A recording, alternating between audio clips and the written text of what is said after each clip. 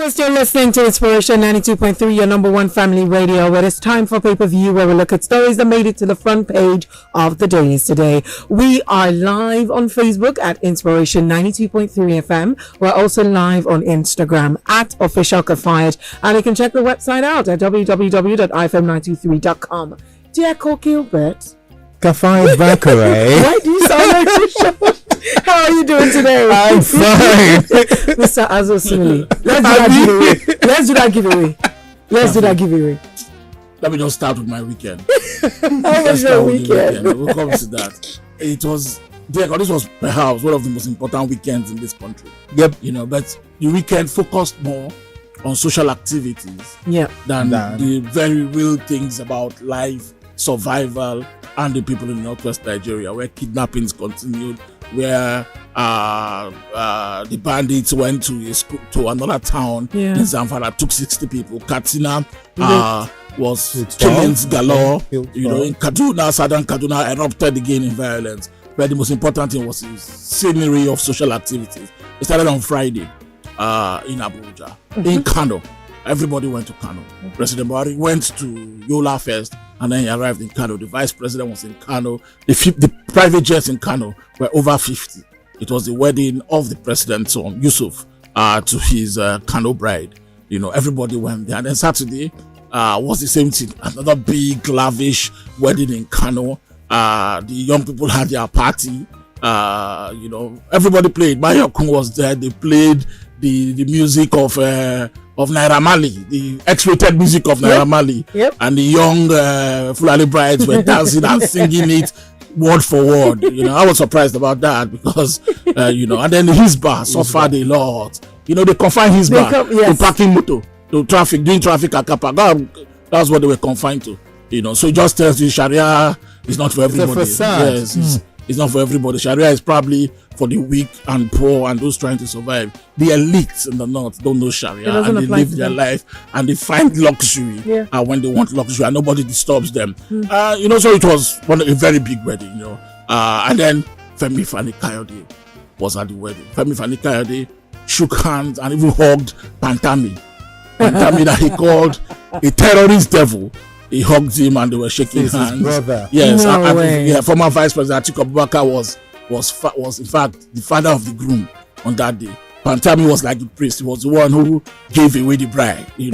I was watching all those small activities. I wanted to go somewhere. Yes, I wanted to go somewhere. Former President Jonathan was there hugging. It was a super spreader event for COVID. Because nobody was. They didn't care about masks. They were hugging themselves, and I said, "See how they are distributing COVID." The president was doing the face mask and then the hand. The president wore face mask. He wore face mask and was giving face bumps and hand bumps. But not Atiku did not wear face mask, for instance. When he was talking to the groom, I was sitting with him. Both of them were not wearing face masks. In fact, social distancing was thrown away. It was thrown. Caution, regulars abandoned. But let me tell you what happened to Femi Fani-Kayode after people accused him of Pantami, the guy you criticized to the death. Is that the guy you are hugging? His reply. I'll just quote 2 paragraphs of his very long statement. He said, "Are you still foaming at the mouth because I shook hands with Issa Pantami? Keep foaming and let your blood pressure get higher. If you like, drop dead. I offer no apology or explanation, and I need no validation from you. You either trust my judgment or you do not, and either way, I do not care." The last paragraph of that long statement said here, "You didn't see Buba Galadima hugging Ahmed Lawan. You didn't see Jonathan shaking hands with Buhari. You didn't see Atiku shaking hands with Buhari. You did not see Jonathan shaking hands with Osibajo.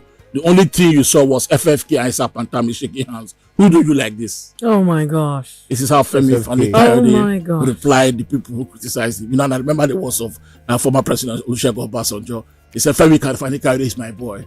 Give him food and he'll be happy." He's a good boy. He's a good boy. But that was not all there, Cup.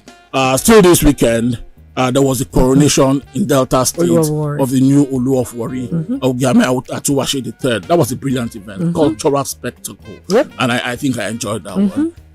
Even though, again, social distancing thrown to the winds. And then there was a small event of the burial of the father of the Delta State Governor, Ifeanyi Okowa. Another 50 private jets landed in Asaba Airport. Everybody went there. and some of them juggled the events.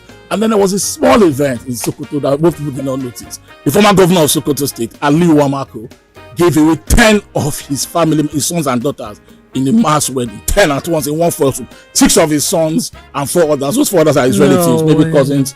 10, one wedding, 10 people. It was a mass wedding. That's what I swallowed all the ceremonies that happened this weekend. Yes, yeah. Some governors, Tambuwal attended, some ministers attended, but the Buhari wedding took the lavish.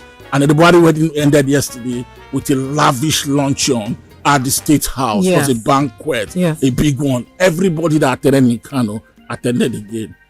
I mean, it was the Buhari people are enjoying the perks of this presidency. Already 2 or 3 Aso Rock weddings already. This was a President Buhari who said was a moderate, was austere. He doesn't like to chop life, but the life with Buhari they chop for this Aso Rock.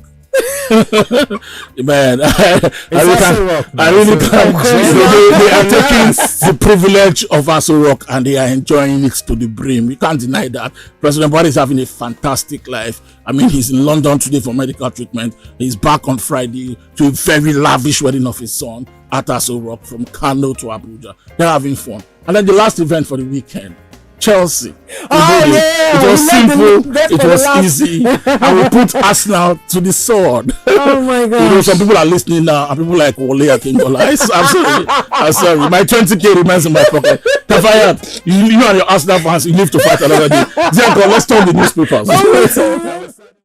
Did you enjoy this video? Hit the subscribe button for more. Leave a comment and like. Thank you.